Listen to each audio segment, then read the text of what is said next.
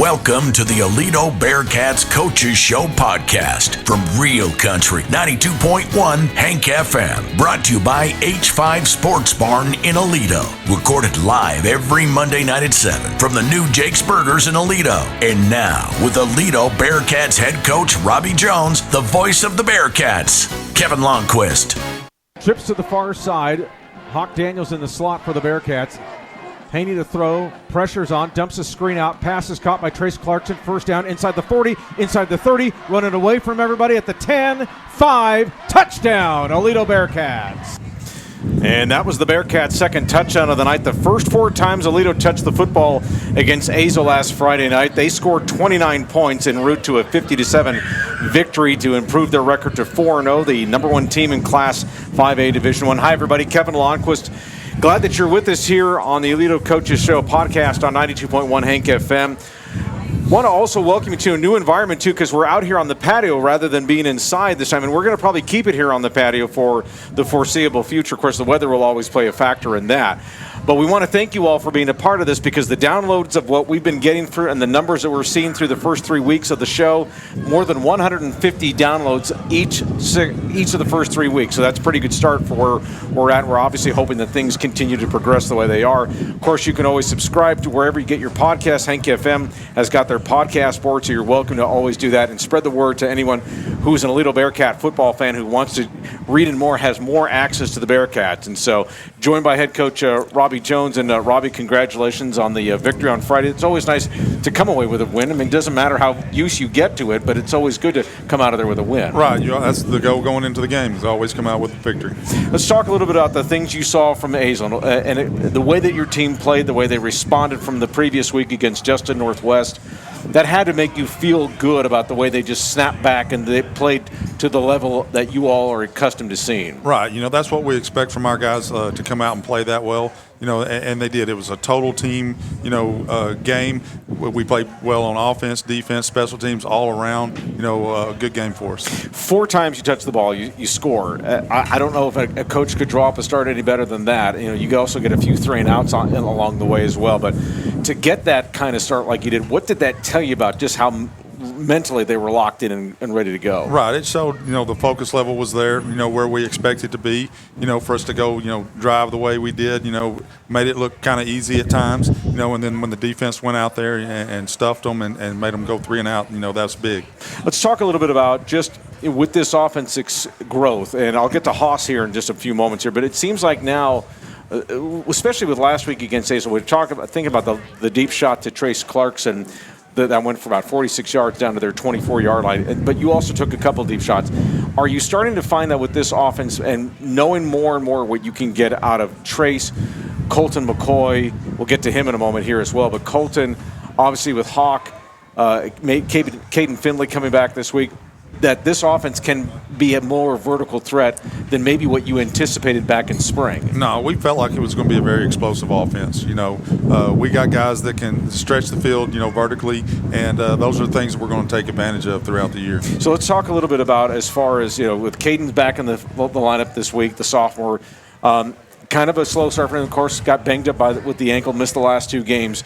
So how do you want to use him and kind of weave him back into the fold, if you will, moving as we get started with Saginaw on Friday? Right. We want to see him get the ball in his hands several times, especially in the first half. And it's not going to be a full time for him. We're still going to roll him and Colton at that spot. Colton can play out there where he was taking Caden's spot that last week, but he can also play in the slot. So, we're going to roll those guys a little bit because both of them have a little bit of an injury. Caden's not fully healed. Colton's, fighting an injury himself. So we can limit their time by, kind of rotating those guys. So let's talk a little bit about Colton, his development. He kind of, the way that he's come along here, and that he's kind of turned into that Olin Jack type of receiver for you, where he's pretty good with his hands. He's got pretty good speed, and he's kind of built the same way as Olin Jack was. But just what has he shown you over these first 4 games that makes you feel like he can be a valued member of this receiving corps? Because you actually kind of have him as kind of like co-starter at the slot with your depth chart with Hawk. Right, yeah, and that's what we, kind of consider him. He's another guy that's really basically a starter for us. And we saw that in the spring. His speed development this spring, was a big thing. He was a soccer player, so he was over in soccer, playing soccer. Then when he came back to us from soccer, we realized, this guy has gotten a lot faster than he was last year.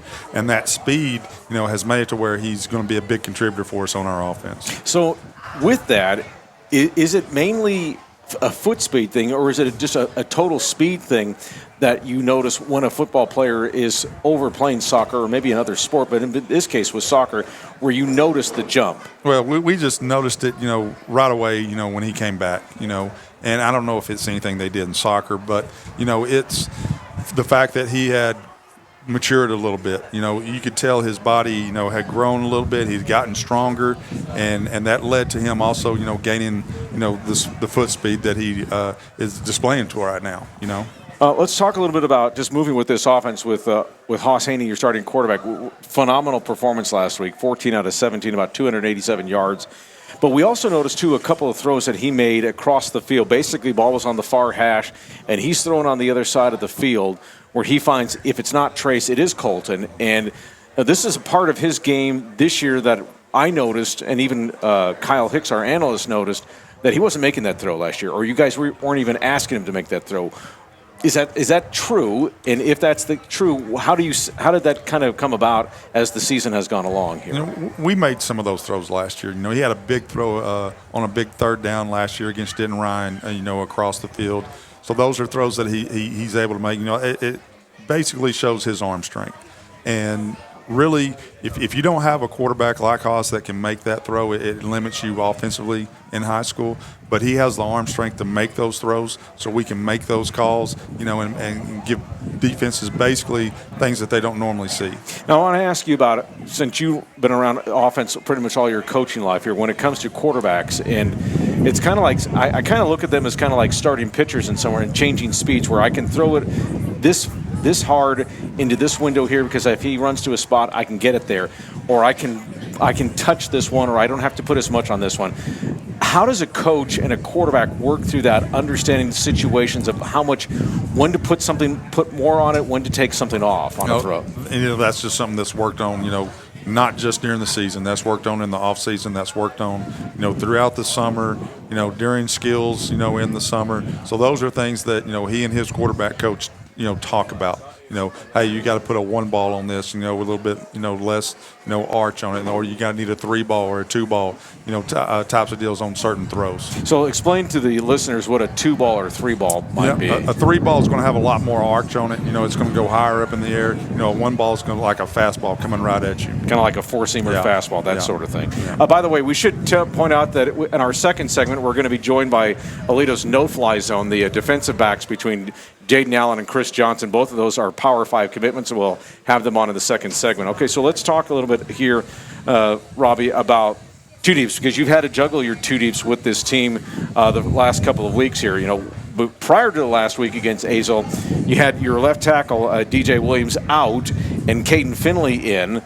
Then middle of the week, I get a depth chart from you saying that DJ's in and Caden's out. And so when you're trying to adjust and get a two deep ready for a game for a week, and you have to make that kind of an adjustment late in the week, what kind of a challenge does that pose for a head coach and for his staff? Or is it a case where you know your players so well that you don't feel like, no, we got to change our game plan because we have to do this, this, and this? The game plan really doesn't change. It's that next man up mentality. We went into the week thinking that because Jaden, DJ had just, injured his ankle. We thought that, hey, there's a good possibility he's not going to be ready to play this week because normally it takes at least a week for those, ankle injuries to heal. But he sat out on Monday, and then on Tuesday he comes out there for practice, and I'm like, what are you doing? He said, hey, I feel good. Coach Little says, everything's good, and I'm going to give it a go. So he went a little bit on Tuesday, then went full go on Wednesday. And then Caden Finley was the opposite. Caden did some work with Coach Little early Monday. Coach Little felt good about the stability and everything, the strength that he had in the ankle. So he came out, practiced part of the time on Monday, and so we were going to slowly work him into it. But then on Tuesday, it was bothering him a little bit, so we decided, hey, let's hold him out. Every ankle is different, but I mean, what's the challenge? But what is the thing that Troy Little, your head trainer, and his staff are looking for in terms of, because ankles are always going to turn in a given season, but what are the signs that they need to look for to feel like a kid can play through it or he can't play through it? Well, he puts them through some strength tests, then some balance tests, and then he checks them out, whether or not they can jump on it, and then run, without, pain and so forth. And, those were the things that he's looking for. And when he thinks they're ready, then we'll get them going.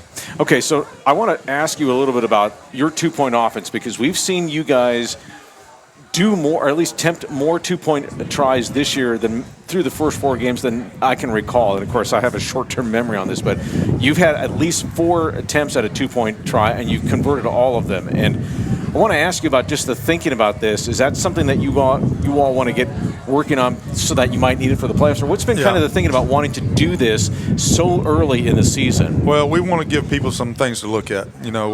That's one of the things. If you go back to the 2000, I believe it was 19 game against Denton Geyer, they hadn't shown in a couple of years to use the swinging gate, and then they come out that first ball game and they use it, successfully on us. And basically they beat us in that game because of the 2-point conversions. We actually scored more times than they did in that game, but they beat us by 3 points because they were successful on those 2-point conversions. And that was one. And lining up in the swinging gate after a score is something that we did when I was in high school. My dad did, and then Dustin Lloyd, our special teams coordinator, he talked to me about it before the season, and we installed it this summer. So we started putting it in this summer, and it's something that he was really wanting to do. So I said, hey, we'll do it, as long as, we're successful at it. It doesn't cause us delay of games, which we have had one delay of game as a result of it. But, it didn't kill us. We still made the extra point after that. But, and it's something that, when we line up, Dustin's in the box, and he's looking at numbers of whether or not they have enough people, on to one side of the formation or the other. And if he sees something that he likes, he calls it and we run it. So is that a situation where Dustin is going, it's read and react? It's not like we're going to call it regardless of what they're lining up. He's going to, and I would imagine too that whatever. And do you have the same personnel groups out there for that, or do you got to run people on and off? No, it's whatever personnel group was on the field when we scored. That's who lines up. And we've had to work some different personnel groups just this week to make sure everybody knows where to line up. Now, when we have all of our defensive guys in the game in our what we call our Raider package, our Power High package, we kill it, because those guys aren't down there working with us on that all the time. But, we do have to work all of our personnel packages on it so that we can line up and do it. Go ahead. And we did have one situation last week where we had a little bit different personnel package, and we had some guys that didn't know where to line up, so we just went ahead, and rolled it the extra point team out there. So let me ask you in terms of plays, and without this, without getting in too many of the secret sauce here, but in terms of just how many plays do you guys actually have designed for something like this? Because I think we've seen 3 runs. There was kind of like that little play to Hawk that worked, and then I think you've had a pass to Tyson Timms, and then of course Hawk's had 2 of them on straight runs. But how many plays do you have on that? We have at least 4 each week, and they're different week to week. We're not always going to run the same one that we showed the week before because it's on video and the people are working on it. So we have at least 4 new ones that we work each week, and then we also have just 2 basic ones that are our bases. Okay, so let me ask you a little bit about on defense, because you're such a defensive aficionado on this. But let's ask a little bit about I've gone back and forth with people about defensive numbers, and sacks are always going to be so focused on by a lot of people because that tells you how good your defensive line is, or at least what your pass rush is. But I've also kind of felt like hurries, because the offensive game has become so fast with tempo, that sort of thing, that the hurries probably equal or matter just as much. And so as a coach, I don't know if you and Brad McCone talked to this or what Brad's philosophy is in this, but do you feel like a sack or in a hurry kind of equal each other, or does one kind of supersede the other? Well, of course the sack is a bigger deal because there's a loss of yardage, but the hurries are big. Because, the way the offenses work these days, they're trying to get the ball out as quick as possible. And if we can get pressure on the quarterback, make him throw it before he really wants to, that's a big deal. I know in the first week of the season, after the first game against Parish Episcopal, you talked about 5 defensive tackles that you were rotating through, and you seem like that rotation has started to develop the way you all were hoping to. What's been your evaluation of what you've seen? All those guys can play. All 5 of them can get in there at any time, and what that does is it allows you to have fresh guys on the field. Last year we primarily played with Dembu and Wheeler, and at times they would get tired, and they weren't as productive when they're tired. So when we can rotate guys in, and have fresh guys on the field, it makes their production level a whole lot higher. It's homecoming week for the Bearcats. They're going to be taking on the Saginaw Rough Riders. 7 o'clock start at Tim Buchanan Stadium, which, by the way, I think they got all the signage on it, did it not? They did. They even got the Steve Wood complex on the field house this all right. week. So, yeah, because I knew that the Steve Wood stuff was coming, but the Tim's signage was on there as well. But homecoming for you all this week. I know it's always coaches always worry about homecoming because of the dance and everything else that goes, and just all the off the field stuff that goes into it. But your team has obviously been able to handle a week like this. But still, what do you have to kind of look for or guard against to make sure that your team comes out ready to play on Friday night? You got to keep them focused all week. We can't be worrying about the homecoming dance. We can't. The parade, that cut into some of our practice time Monday right. after school. Right. So, all those things, can cut into your time, and your preparation. But, our guys are really good at staying focused most of the time, on what the job is at hand. The job is the game. All that homecoming stuff is for all the fans and all the other, members of the school. Our job is to go win a football game. And that seems to be going pretty well over the last several years. It has been. Okay. About the Rough Riders, they're 0-4, but last year when the Bearcats went out to Saginaw last year, won the game pretty handily, 70-7. Sounds like they've got a little bit more skill level. Some things that you guys have to look for. What do you see from the Rough Riders? They got a lot of people back from last year, so they've got kids that have been in these ball games. Their skill level is a lot better. They returned 3 out of 4 guys in their secondary, so their secondary is a lot stronger against the pass. And you go turn on some tapes like the Boswell tape, which is a rivalry game for them, and their receivers made some big plays in those games. So they've got some pretty good skill, even though they haven't won a ball game yet. They can give people, trouble at times. Defensively, they gave Denton Ryan some hard times last week. Matter of fact, first drive of the ball game, Denton Ryan goes 3 and out and has the punt. So they've got guys over there that can make plays. They just hadn't been real consistent at it. Mike Peters in his second stint coming back to Saginaw, and he obviously had great success his first one there, getting them to the playoffs. And that's a big rebuild for him. What's been the thing that that he has to be patient with? He's been through this before, but as a coach going through a rebuild, what's going to be key for him to get that program back to where he hopes it can be? Yeah, it just takes time. It takes time of getting people through the system, get them ingrained, in the expectations, and keep them around, and that's what was big when Coach Buchanan got here, and they weren't doing so great the first few years, but the people of Aledo said, hey, look, we got to stick with this guy, and it's paid off for him. The system that he put in place and that we still run, the expectations are there. The kids know the expectations. The families coming into the program know the expectations. So, he's just got to have a little bit of time to build it. All right. 6:30 is the pregame show here on 92.1 Hank FM. The kickoff is at 7 o'clock, Coach.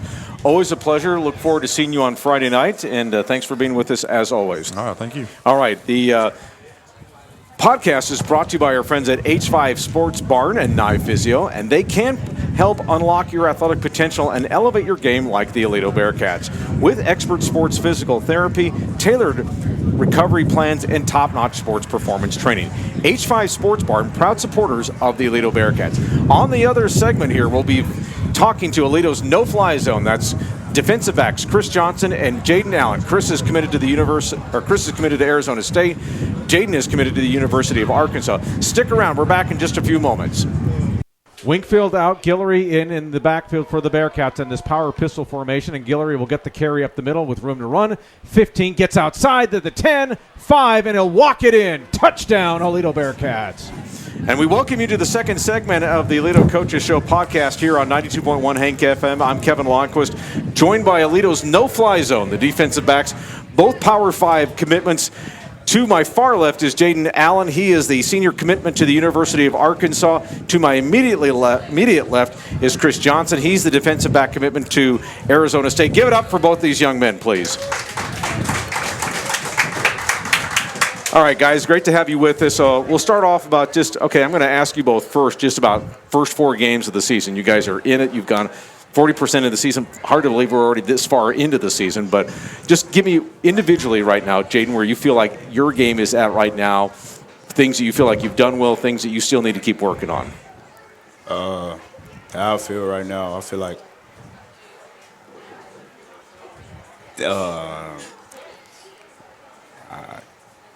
I feel like I could do better as the game, as we have more games. Okay, and Chris, for you?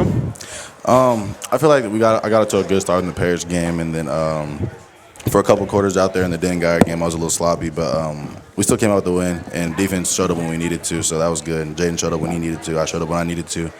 And then Northwest, we just came out there and handled business. We knew we didn't show our full potential against the Den-Geyer game, so we knew we had to show out our full potential against Northwest. And then Azle, we just came out there and handled business as usual. Okay, so I want to ask you guys about those 2 games. I mean, because last week you basically had the week off. Azle didn't take a shot downfield, not that I think maybe took one that was about maybe 15 yards down the sideline. That was about it. But I want to ask you a little bit about just playing against Parrish, playing against Geyer, because, Geyer's got the Division I commit with Josiah Martin, who's committed to Boston College, and those types of challenges. Let's start with what you all took from those games. Frustrations, of course, ups and downs. Also made several big plays. Let's start with you, Chris, about what you took from those 2 games, what you saw on film, mechanics, just playing the ball, playing the receiver, that sort of thing. Going into those 2 weeks, we definitely knew it was like revenge games because we definitely didn't come out last year and play how we wanted to. So going against Paris, we took one play at a time, one step at a time. Took film very serious, and then when we got out there, we just executed how we needed to. And then going into the Den-Geyer game, a couple early snaps, I let Josiah beat me over the top. And, I just had to come back and keep playing football because at the end of the day, it's football. You plays made on you as a DB. So you just got a one play at a time mentality and just keep going. So, like I said, showed up when we needed to. I want to follow up with you, but how, the game within the game, how fun was that, though, going against a guy like Martin who's going to a Power 5 conference school, and you are too? I mean, what was that like just going against him? Oh, it was definitely fun. A lot of trash talking because, of course, like, you want to challenge, you want to bring the best out of each other. So trash talking is just part of the game, and, seeing him in a couple camps, he's got me a couple times, definitely got him a couple times. So, just putting it on the football field, big game, big scenario, like I said, he got over the top of me a couple times, but, we came back and made some plays when we needed to. And then, Jaden, for you, just, what did you take from those 2 games against Episcopal and Geyer that you hope will make you even better as you continue on through this season? I really took just not getting beat over top, just playing one play at a time, and just using my technique that I know best. That's about it. So let's talk a little bit about. Have they primarily used you guys with a lot of man press coverage? How's the coaching staff use you guys early part of the season? So how Coach Reeves teach us if we got one man like on our side, we can play man and press, or if it's 2 receivers, we just go regular cover 4. Is that fun to do? Do you prefer that rather than going zone? Have you guys even played any zone this year or not? Yeah, a little bit, yeah. A little bit, okay. And then for you, Chris, just what do you get out of that in terms of just just the fun, just how much the press and the man, and what do you have a coverage that you prefer? Well, being a second-year starter, coming back from last year, last year was more, just getting the basics down and playing core defense. But this year, switching up a little bit more. Coach Reeves trusts us a little bit more, so he lets us make our own decisions out there with the coverages, and of course we listen to the safeties when it comes to more receivers on our side, but. I definitely like playing man. Okay, so the communication that you guys have to have in the secondary with Jake Gillespie as well as Boogie Owens, how important is that to understand where everyone needs to be, just spacing on the field, that sort of thing? I'll go to you, Jaden, and just making sure that everyone's in the right spot. It got to be important because we got to be on the same page at the same time. If we're not on the same page, we might get a touchdown through on us. So we just got to be on the same page. And then for you, Chris. There's been a couple of times that we haven't got the call from safeties or the sideline. We're all thrown off and big plays happen. So being on the same page with the safety is definitely a big thing, especially when going to get big receivers like for instance Josiah Martin on that one touchdown he had. We didn't get the call, so he scored. But after that we made sure that every play after that we get the call, repeat the call, and so it's very important to be on key with our safeties. Okay, so I want to ask you about the challenge of they say that all defensive backs are on an island, if you will. So what kind of a physical or mental challenge is that to just know that I'm going against the guy, and if I don't do my job, I'm going to get beat, or if I do my job, I'm going to make a big play for us? I mean, what kind of mentality do you have to play that type of position? I'd say you just got to have that dog mentality. You got to be ready to compete at all times. And, if a big play happens, just go to the next play. Don't let it get on your head. Is short-term memory how quickly do you have to put it behind you as quickly as you can? You just got to go to the next play so you won't hurt your team, get in your head and your feelings and stuff. You can't let that happen. Same question for you, Chris, about the island, just man on the island mentality. Yeah, like Jay said, you definitely have that dog mentality because, like I said, as a DB, you're going to get beat sometimes. A DB going to make some good plays. So you can't get too big and make a good play because then you might get beat the next play. And you can't too low on yourself because that's when the receiver starts feeling it. If he sees you out of your comfort zone, he's going to start getting on top of you, and you don't want that.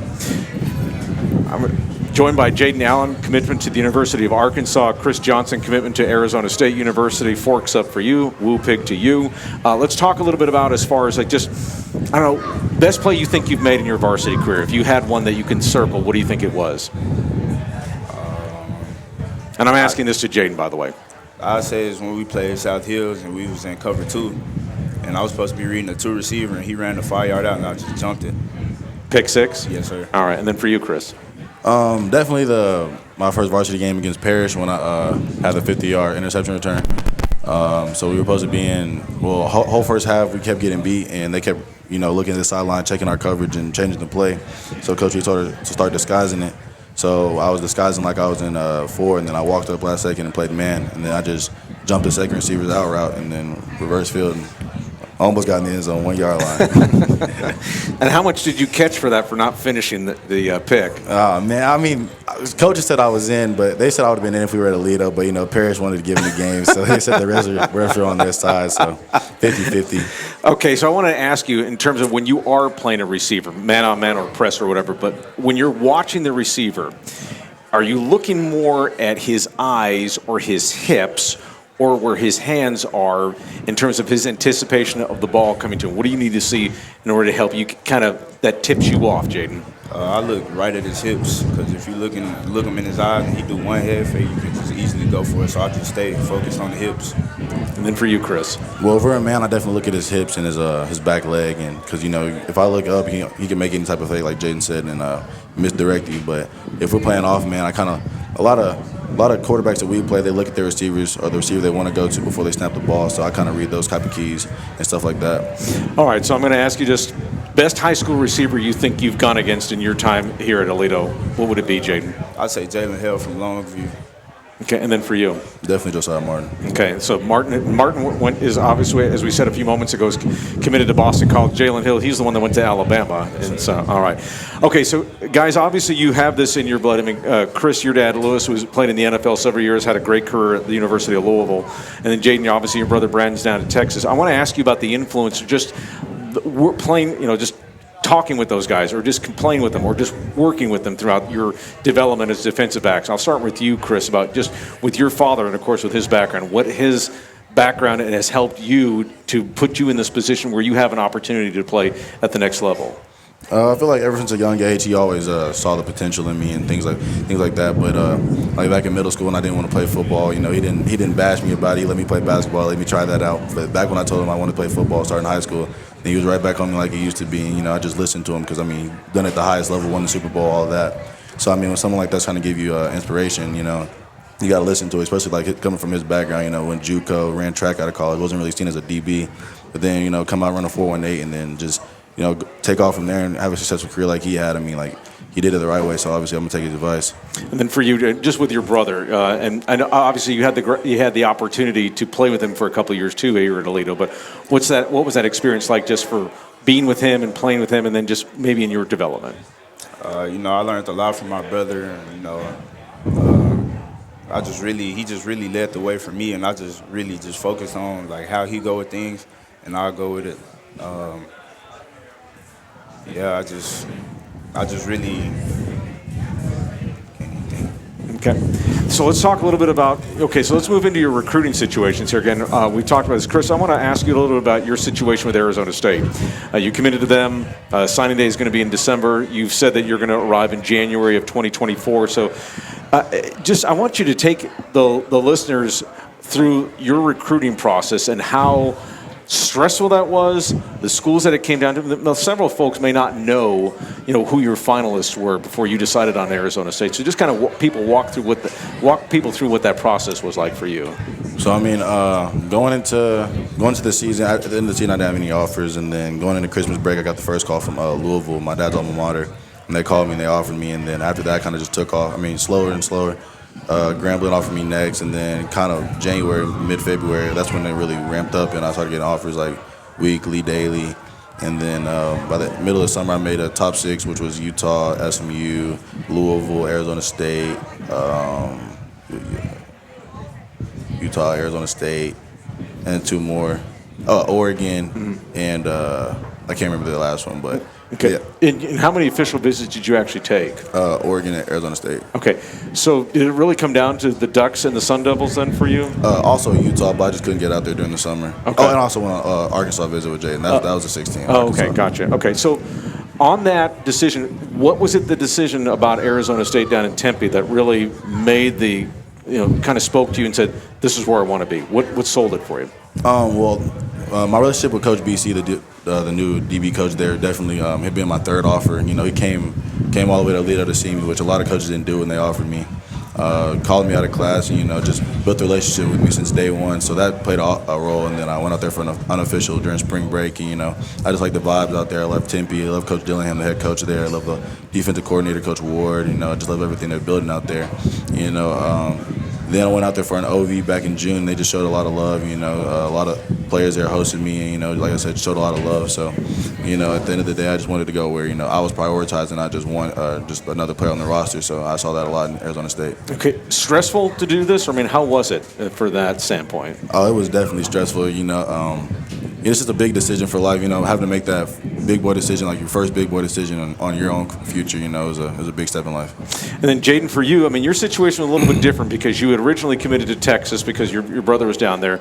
Then you flipped to Arkansas back in April, I believe it was. And so, what was that situation like for you about committing to Texas, then when Arkansas came in, and why you felt like Fayetteville would be a better fit for you than Austin?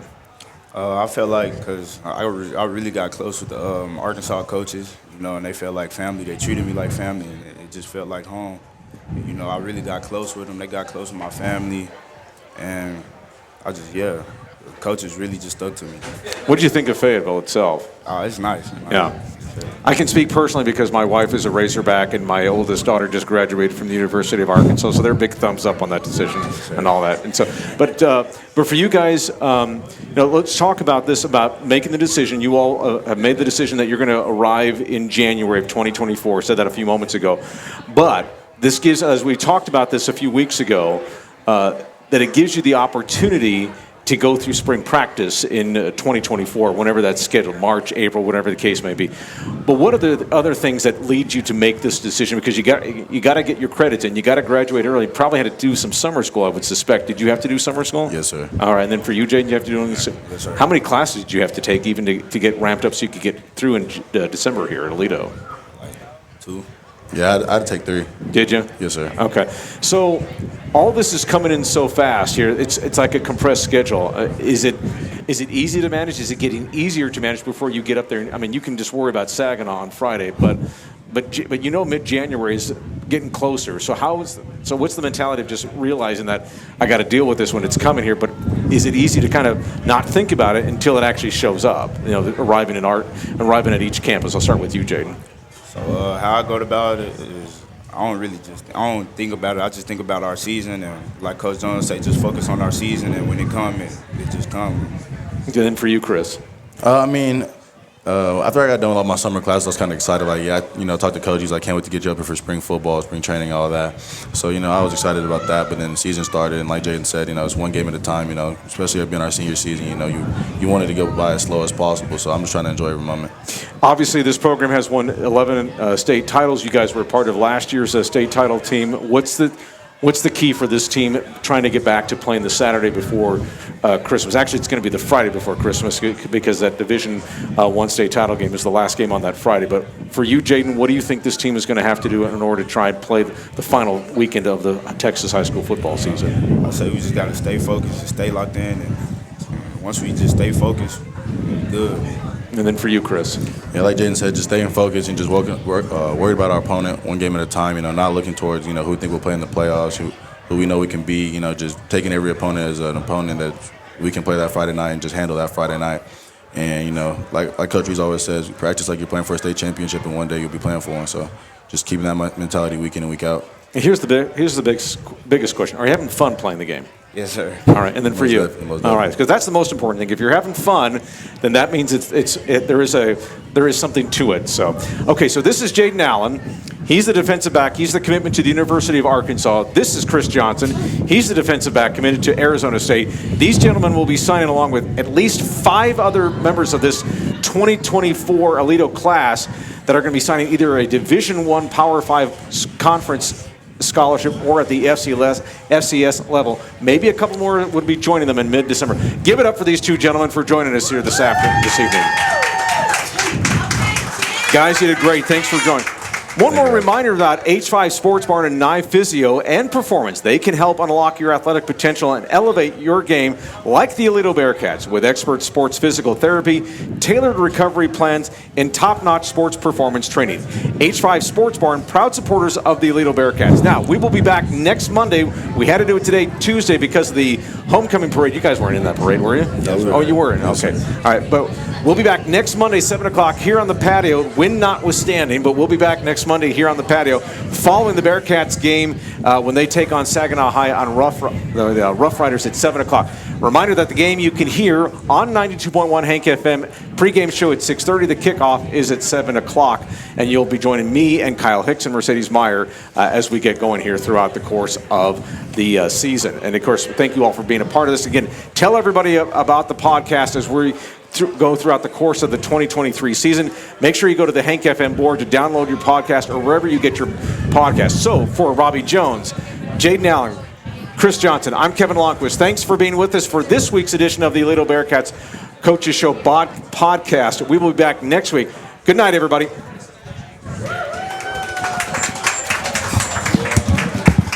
Thanks for listening to the Aledo Bearcats Coaches Show podcast, brought to you by H5 Sports Barn in Aledo, with Bearcats head coach Robby Jones and the voice of the Bearcats, Kevin Lonnquist. Please like and subscribe to this podcast and tell a friend. You're also welcome to join us in person every Monday night at 7 from the new Jake's Burgers, 601 FM 1187 in Aledo. And then listen to every Aledo Bearcats game, home and away, live on 92.1 Hank FM, on the free 92.1 Hank FM app, or online at 921hankfm.com. The Aledo Coaches Show podcast is a production of Real Country, Hank FM.